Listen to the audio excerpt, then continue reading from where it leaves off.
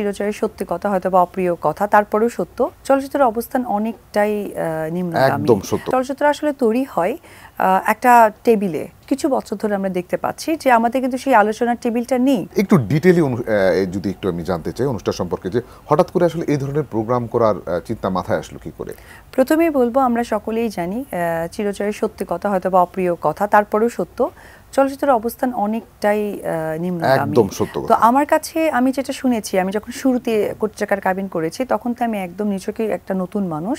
তবে আমি যেটা শুনতাম বা জেনে এসেছি যে চলচ্চিত্র আসলে তৈরি হয় একটা টেবিলে, যেখান থেকে একজন প্রযোজক, একজন ডিরেক্টর, একজন হিরো, একজন হিরোইন, আরও অন্যান্য যারা পেশায় আছেন বা অন্যান্য সাবজেক্টে আছেন, তারা সকলেই না একটা আলোচনার মধ্য দিয়ে একটি গল্প বাছাই করা হয়, সেখান থেকে আর্টিস্ট সিলেকশন করা হয়, সেখান থেকে গান, লোকেশন সব কিছু চিন্তাটা তৈরি হয়। কিন্তু বিগত বেশ কিছু বছর ধরে আমরা দেখতে পাচ্ছি যে আমাদের কিন্তু সেই আলোচনার টেবিলটা নেই।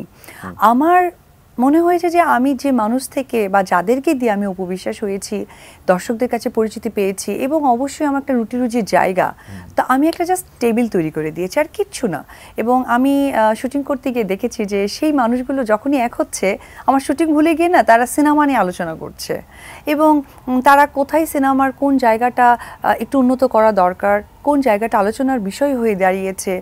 আর মনে হয়েছে যে না, আমার ভালো লাগাটা আরো বেশি কাজ করেছে। আমাদের কাছে সবচেয়ে বেশি ভালো লাগার জায়গাটা লেগেছে এই কারণে যে আপনার পথ চলা যে মানুষগুলো আপনার পাথেয় হয়েছিল, যে সেই মানুষগুলোকে আপনি নিজে থেকে সেই মানুষগুলোকে অতিথির চেয়ারে বসিয়েছেন।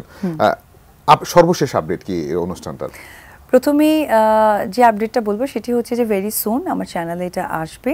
আর পাশাপাশি যেহেতু এখানে যে মানুষগুলো গেস্ট ছিলেন তারা এক একজন মানুষ অসম্ভব গুণী মহৎ মানুষ, তাদের প্রেজেন্টেশন তো যে কোনোভাবে হয় না। তো আমি একটা সুন্দর পরিসরে মানে অনুষ্ঠানের মধ্য দিয়ে আমি আসলে এটা অন এয়ার করার চিন্তা করব।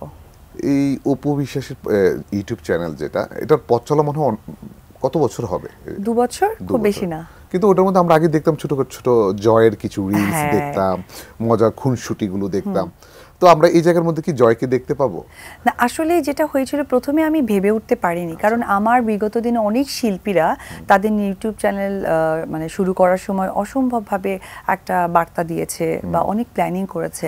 আমার আসলে প্ল্যানিং না, আমার কাছে মনে হতো কি আমি বরাবরই জয়ের ভীষণ ভিডিও দিতাম, মানে সন্তানের ভালো লাগাটা আসলে শেয়ার করতাম সকলের সাথে, কারণ জয় আপনাদের কাছে পরিচিত হয়েছে আপনাদের ভালোবাসা দিয়ে।